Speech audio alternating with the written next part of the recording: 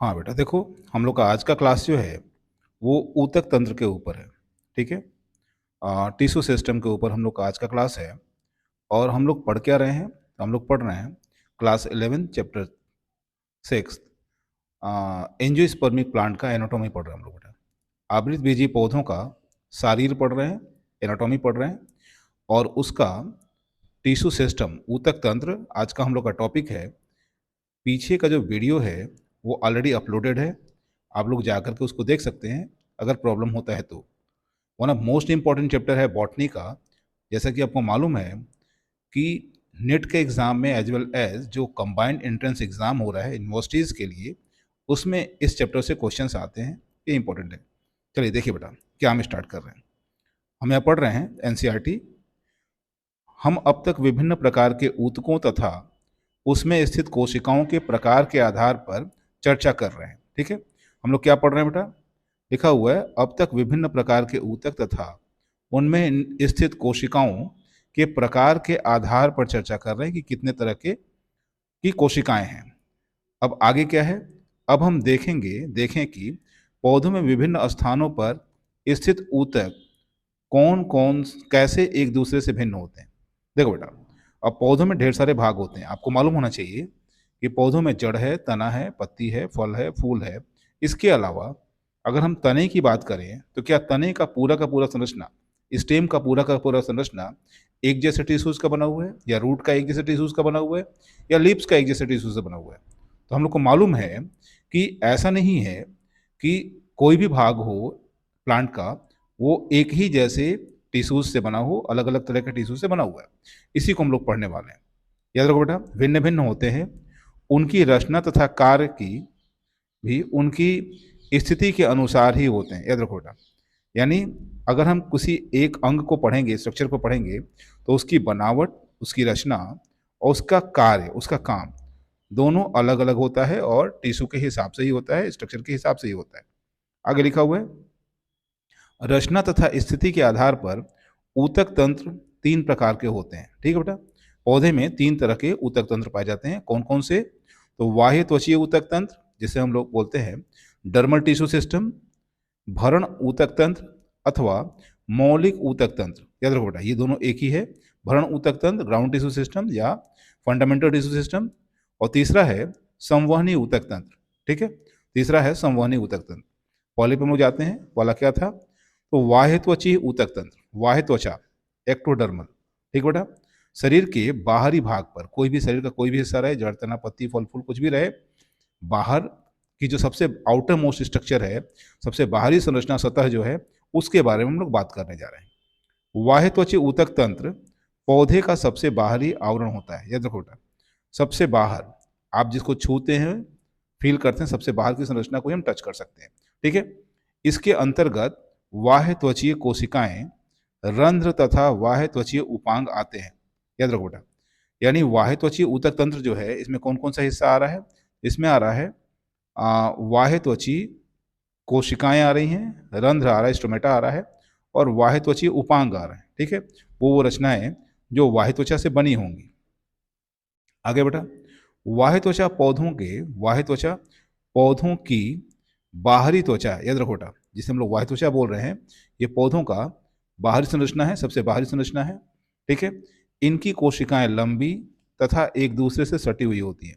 बाह्य त्वचा की कोशिकाएं एक दूसरे से जुड़ी रहेंगी, चिपकी हुई रहेंगी, और एक अखंड सतह बनाती है। यानी पूरी जहाँ से स्टार्ट होंगी, वहाँ से जहाँ से भी आप स्टार्ट करोगे, वहाँ से पूरे शरीर पर एक कंटिन्यूअस लेयर बनाएगा, कहीं से वो गैप नहीं रहेगा। हाँ, कुछ स्थानों पर स्टोमेटा पाए जाते हैं, वहाँ पर ये टूटी हुई रहती है, या स्टोमेटा छिद्र के कारण वहाँ पे वो खंड रहता है, छोटा सा छिद्र रहता है। बाह्य त्वचा प्रायः एकल सतह वाली होती है। याद रखो बेटा, ये प्रायः एक ही लेयर होती है, बाह्य त्वचा एक ही लेयर वाली होती है। आगे लिखा है बाह्य त्वचीय कोशिकाएं पैरेनकाइमी होती हैं, हो जाएगा, मृदुतक की कोशिकाएं होती हैं, जिनमें बहुत कम मात्रा में साइटोप्लाज्म होता है। हो गया, जो कोशिका भित्ति के साथ लगा होता है। याद रखना, ऐसी कोशिकाएं जिसमें जो साइटोप्लाज्म है वो सेल वॉल के साथ ही अटैच रहता है, चिपका हुआ रहता है। इसमें एक बड़ी रसधानी पाई जाती है। जैसा कि आप लोग जान रहे हैं कि वनस्पति कोशिका में, प्लांट कोशिका में रिक्तिका पाई जाती है, वैक्यूल पाया जाता है, और वैक्यूल का साइज बड़ा होता है, उसमें तरल भरा होता है, जिसे हम लोग सेल सेप कहते हैं, या पूरे वैक्यूल को रसधानी कहा जाता है। ठीक है। बाह्य त्वचा की बाहरी सतह मोम की एक मोटी परत से ढकी होती है। याद रखो बेटा, जब हम लोग बात कर रहे हैं प्लांट्स की और फूल फल पत्तियों की, तो इनके बाहरी लेयर पे यानी एपिडर्मिस के बाहर की ओर, बाह्य त्वचा के बाहर की ओर मोम की एक मोटी परत होती है, जिसको क्यूटिकल कहा जाता है। उपचर्म बोलते हैं हम लोग इसको, क्यूटिकल बोलते हैं। क्यूटिकल पानी की हानि को रोकता है। याद रखो बेटा, पौधे के शरीर से जो पानी का लॉस होगा उसको मिनिमाइज करता है, उसको कम करता है क्यूटिकल। जड़ में क्यूटिकल नहीं पाया जाता बेटा, याद रखिएगा, जड़ में क्यूटिकल या उपचर्म नहीं पाया जाता। इसी तरह जो बाह्य त्वचा होता है, ठीक है, उस पर जड़ को छोड़ करके अगर नई कोशिकाएं हैं, किसी भी भाग में नया भाग है, नई पत्ती हो या फिर नया तना हो, पत्ती में तो हर संरचना पे हर जगह पाया जाता है रंध्र या स्टोमेटा। रंध्र ऐसी रचनाएं हैं, स्टोमेटा ऐसी रचनाएं हैं जो पत्तियों की बाह्य त्वचा पर होती है। याद रखो बेटा, पत्तियों की बाह्य त्वचा पर होती है। रंध्र वाष्पोत्सर्जन तथा गैसों के विनिमय को नियमित करते हैं। याद रखो बेटा, रंध्र जो हैं वो छोटे छोटे छिद्र हैं जो पत्तियों पे और यंग स्टेम पे बनते हैं। इन छिद्रों द्वारा वाष्पोत्सर्जन होता है और गैसों का एक्सचेंज होता है। ठीक है, वायुमंडलीय गैसों को पौधा अपने अंदर लेके आता है और अपने अंदर बनी गैसों को बाहर निकालता है रंध्र के द्वारा। प्रत्येक रंध्र में दो सेम के आकार की कोशिकाएं होती हैं। याद रखो बेटा, अगर आप स्टोमेटा की बात करोगे तो स्टोमेटा में, ठीक है, ये दो ऐसी सेल्स होती हैं जिनको हम लोग गार्ड सेल कहते हैं, ऐसे। ठीक है, और ये बीच का हिस्सा जो होता है रंध्र या स्टोमेटा होता है। ठीक है ना, इसके बारे में बात कर रहे हैं। तो ये गार्ड सेल, इनके बारे में आपका किताब बोल रहा है, ध्यान से इसको देखिएगा आप लोग। ठीक है,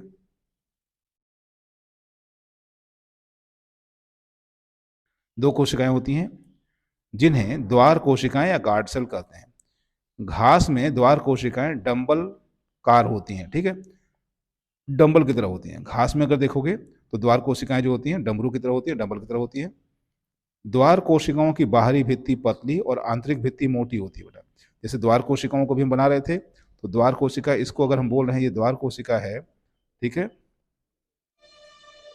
तो इसके बाहर वाली भित्ति, बाहर का भित्ति मतलब ये वाली भित्ति, ये पतली होगी, और जो आंतरिक भित्ति होती है ये देखो बेटा मोटी होती है। ये आंतरिक भित्ति जो होती है द्वार कोशिका की, ये वाली मोटी होती है। ठीक है, ये आंतरिक भित्ति है। तो बाहरी भित्ति पतली, आंतरिक भित्ति मोटी, हम लोग इसी को पढ़ रहे हैं। द्वार कोशिकाओं में क्लोरोप्लास्ट पाया जाता है, ये हरी दिखती हैं, और रंध्र खोलने तथा बंद होने के क्रम को नियमित करता है। या द्वार कोशिकाएं कैसी हैं, क्लोरोप्लास्ट युक्त हैं, इसका मतलब वो हरी दिखेंगी। और रंध्र, जिसे हम लोग स्टोमेटा बोल रहे हैं, रंध्र के खुलने और बंद होने के लिए द्वार कोशिकाएं ही जिम्मेदार होती हैं बेटा। ठीक है, कभी कभी कुछ बाह्य त्वची कोशिकाओं जो रंध्र के आसपास होती हैं, ठीक है, उनकी आकृति, माप तथा पदार्थ में विशिष्टता आ जाती है। याद रखो बेटा, रंध्र, रंध्र मतलब स्टोमेटा, स्टोमेटा के आसपास के सेल्स के बारे में बोल रहा है। स्टोमेटा के आसपास के सेल्स के बारे में बोल रहा है। जैसे आसपास के सेल मतलब क्या, तो इसने लिख दिया, ये तो हो गया गार्ड सेल्स, ठीक है, और ये हो गया स्टोमेटा। इसके आसपास ये बाहर के सेल्स के बारे में बोला जा रहा है। ठीक है, जिसको हम लोग सहायक कोशिका कहते हैं या सिनर्जिड्स कहते हैं। यहाँ देखो सहायक कोशिका लिखा हुआ है। ठीक है, सहायक कोशिका कहते हैं, इसके बारे में ये चित्र बात कर रहा है। इन कोशिकाओं को देखो लिखा हुआ है सहायक कोशिकाएं कहते हैं। रंध्रीय छिद्र यानी स्टोमेटा, रंध्रीय छिद्र, द्वार कोशिका तथा सहायक कोशिकाएं मिलकर रंध्रीय तंत्र का निर्माण करती है। यानी एक तरह से स्टोमेटल सिस्टम का जो फॉर्मेशन है, स्ट्रक्चर जो बना रहा है, ठीक है, उसको कौन कौन बना रहा है, रंध्रीय छिद्र यानी वो छिद्र स्टोमा, इसके दोनों तरफ स्थित द्वार कोशिकाएं और उसके चारों तरफ स्थित सहायक कोशिकाएं मिलकर के ये स्टोमेटल सिस्टम का निर्माण करती हैं, जैसा कि हम लोग को डायग्राम में दिखाई दे रहा है बेटा। आगे देखिए, बाह्य त्वचा की कोशिकाओं पर अनेक रोम पाए जाते हैं। बाह्य त्वचा कोशिकाओं पर अनेक रोम पाए जाते हैं। ठीक है, अगर ये जड़ पे पाया जाए, अगर जड़ के बाह्य त्वचा पर अगर रोम पाया जाए तो इसे मूल रोम कहते हैं बेटा। ये बाह्य त्वचा की कोशिकाओं का एक कोशिकीय दीर्घीकरण स्वरूप है। यानी बाह्य त्वचा की कोशिकाएं, ठीक है, एक एक कोशिका एक पतला लंबा फिलामेंटस संरचना बनाती है, तंतुओं संरचना बनाती है, जो बाहर की ओर निकल जाता है। ठीक है, उसे हम लोग रोम कहते हैं। ये मूल रोम है जो जड़ में पाया जाता है, और यह मूल रोम जल और खनिज तत्वों के अवशोषण में मदद करता है। याद रखो बेटा, मूल रोम की बात कर रहे हैं, जड़ में पाए जाने वाले रोए की बात कर रहे हैं, जो पानी और खनिज लवण को अवशोषित करने में मदद करता है।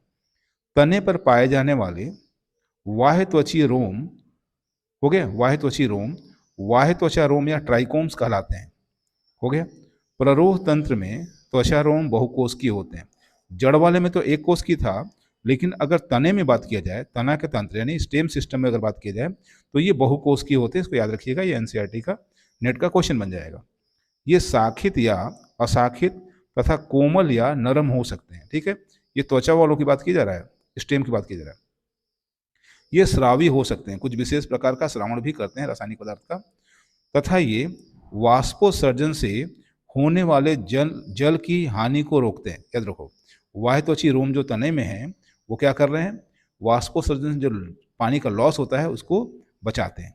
ठीक है बेटा, नेक्स्ट रीडिंग हम लोग का होगा क्या, तो भरण ऊतक तंत्र। ठीक है, भरण ऊतक तंत्र हम लोग का नेक्स्ट रीडिंग होगा, जल्दी इसकी वीडियो को अपलोड कर देंगे हम।